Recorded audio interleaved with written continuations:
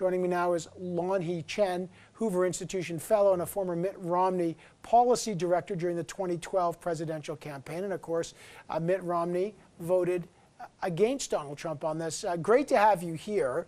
Let's just start right directly. Is Donald Trump, now that, no surprise, the Senate didn't vote to impeach him, is he plotting a comeback, and is that realistic?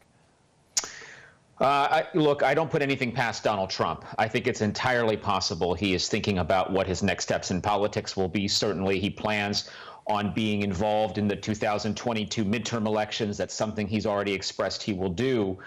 In the longer run, I think it's interesting to see, Donald Trump does clearly have the support of many Republicans, but his support has slipped since the election, where you might have seen 90% of Republicans supportive of him at the election and perhaps right after the election. Those numbers have now fallen to the mid-60s, if you believe the public opinion polling. That's still a majority, to be sure, but the control he has over the Republican Party, particularly after what happened on the 6th of January, I think has begun to loosen.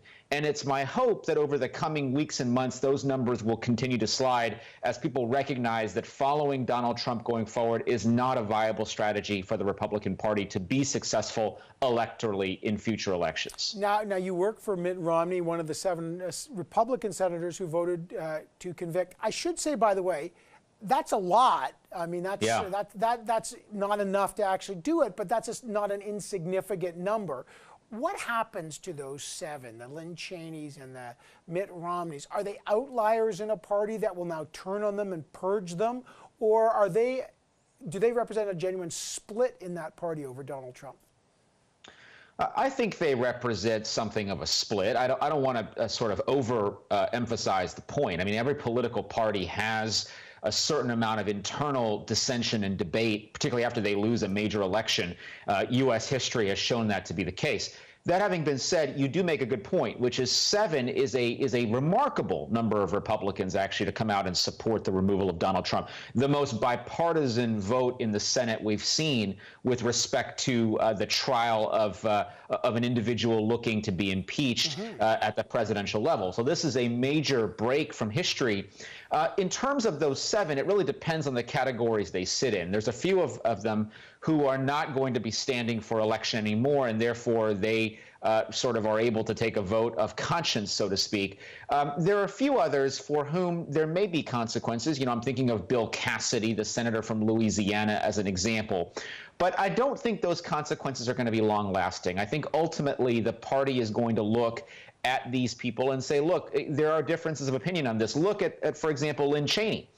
She was a member of the House who voted to impeach Donald Trump and was able to hang on to her leadership post, notwithstanding her vote. So I do think that this all settles out, but it's going to take some time. Yeah, it's going to be a quick battle for that. Look, battle for the soul of that party. We don't know if Donald Trump's kids are going to try to, run with him if he doesn't run. Just last question.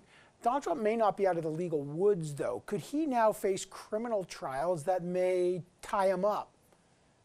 Yeah, he very well could. Look, there's a criminal investigation in Georgia for the phone calls he made down there before the election, not even before the election, but after the election when the counting was going on, when he tried to convince people down there to change the outcome. That's being investigated. Some of the issues involving his businesses in New York are being investigated. So at the state level, there very well could be investigations, criminal investigations, that could impact Donald Trump's future. So that's something we'll have to watch and see. A lot of those investigations are being handled by career prosecutors. These are not political matters.